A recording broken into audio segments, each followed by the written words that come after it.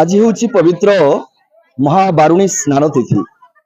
यही दिवस को अपेक्षा करिथांते श्रद्धालु माने, कारण यही दिवस रे विशेषकर जो दिवस महात्मा रही पितृपुरुष को पिंडदान करवा एवं समुद्र रे स्नान करी पुण्य अर्जन करिवार आशा रखि थांती श्रद्धालु माने।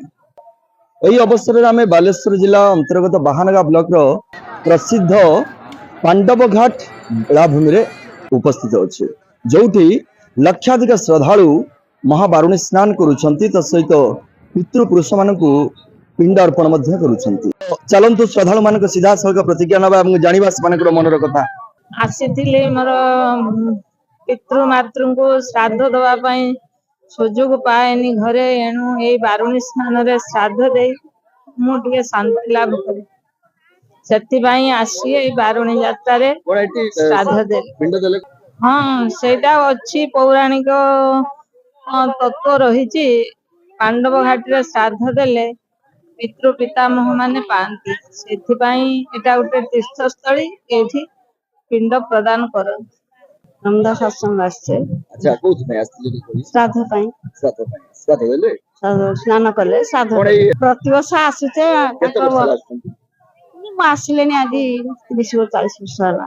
गोटे प्रसिद्ध गोटे बारुणी, कहीं ये बहु संख्यार जन माने गहली देखुवे आपण माने माने गोटे खुशी गोटे आनंदर उत्सव।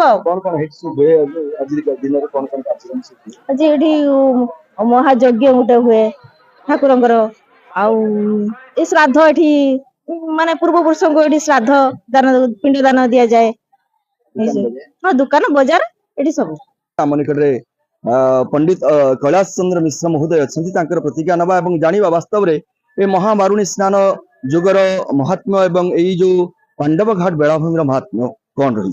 आमर रूपखंड बारुणी स्नान जोग ये प्रत्येक वर्ष चैत्र मास कृष्ण पक्ष त्रयोदशी तिथि ही पड़े। ए वर्ष पड़ी, तेणु एठी सहस्राधिक लक्षाधिक लोक आसी समुद्र रे स्नान करती एवं पितृपुरुष को श्राद्ध दियंती। यार एक परंपरा रही जे द्वापर जुगरु जेतेबेले आमर पांडव माने वनवास करथिले, एठी आसी तांको पितृपुरुष को स्नान देथिले एवं वरुण राजा को पूजा करी परंपरा स्नान करी वरुण राजा को पूजा करी।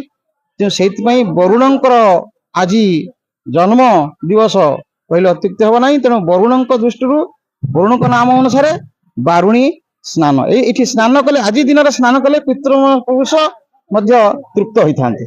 रक्त जन्मार्जित जो पाप जो थाए से पाप मुक्त हुए एवं से ये ग्रामवासी द्वारा जो ये प्रतिष्ठित होती पांडव पंच पांडव एवं द्रौपदी सहित श्रीकृष्ण सहित ये पंच पांडव मंदिर ये नित्य पूजा होती एवं वर्ष को थोड़े यज्ञ हुए एवं ये यज्ञर आरंभ पंडित श्याम सुंदर त्रिपाठी महोदय जो चलिए दिवंगत सी यही ब्राह्मण ये आम बाहानगा ब्लॉक विभिन्न ब्राह्मण मान नहीं ये कार्य को आरंभ करते यज्ञ आरंभ करते पुत्र आज वंशीधर त्रिपाठी सुधाकर त्रिपाठी एवं अन्य ब्राह्मण को नहीं चतुर्वेदी ब्राह्मण को नहीं एक विराट यज्ञ आयोजन करा नाम कालंदी घर रूपखंड महापात्र वंश संयोजक ए पांडव घाट बारुणी कमिटी मध्य गोटे संपादक।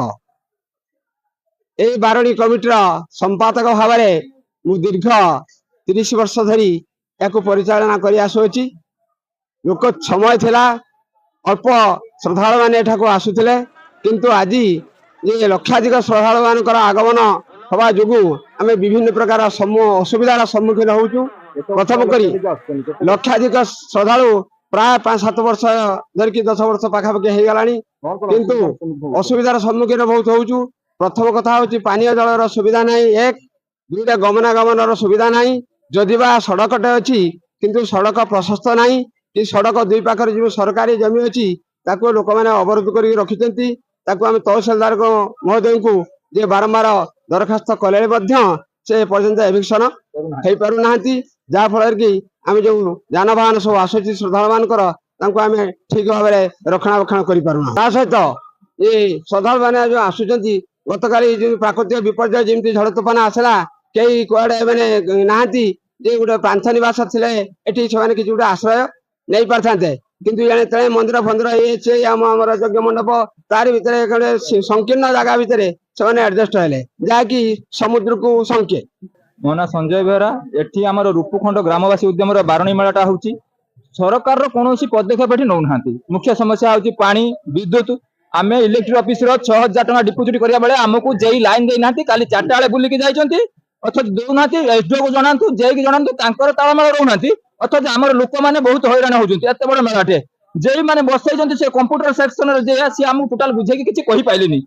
शुक्रवार दिन 4टा बेले आमको कहते कंट्राक्टर सर्टिफिकेट आण सब कलेक्टर परिवर्तन आण एटा कई जन संभव आमर आज बारणी शुक्रवार दिन 4टा बेले कहते आम देपर कहला बेले भितर कथा कथी आम सेक्रेटरी प्रेसिडेंट दोष देकी खसीगले। ये गोटे प्रथम समस्या। आ गोटे समस्या है जबरदखल उच्छेद। आमर बहुत लोक जबरदखल कर बालेश्वर जिलार रूपखंड ग्राम सबुठार बहुत जमी गवर्नमेंट जगह अच्छे लोक कब्जा कर रखिंट निज आयतर बारंबार तहसीलदार को जनइले कहते बुझा इलेक्ट्रिक पानी आमर पार्किंग आ पांथ निवास। बालेश्वर जिलार प्रसिद्ध घाट रूपखंड पांडव घाट बारुणी मेला जो बारुणी मेला को लक्षाधिक श्रद्धालु आसती बहुत दूर दूरांत आखपाख 5-6टी जिलूर श्रद्धालु माने छुट्टी आसी एठारे पुण्य अर्जन करेंगे समुद्र स्नान करेंगे और पितृपुरुष मान पिंडदान करेंगे। अनेक आशा से मन में थाए कि दुख और परितापर विषय जो प्रसिद्ध पौराणिक पांडव घाट आज अवहेलित ही अवस्था पड़ी ना प्रशस्त रास्ता अच्छी ना गाड़ी रखापी सठिक पार्किंग स्थान अच्छी ना विद्युत संयोग हो पारी ना पानीय जलर सुविधा अच्छी। अनेक प्रतिबंधक सत्वे भी श्रद्धालु मानकर बहुत संख्यार आगमन होंतु श्रद्धालु माने असंतोष प्रकाश करुँचे सुरक्षार जांच करें तेणु ए दिगरे प्रशासन तरफ जिला प्रशासन तरफ यथाशीघ्र नजर दे यार प्रतिकार करिवार आवश्यकता रही। सुरबाहन गारू जयदेवाचार्य कामयाब टीवी।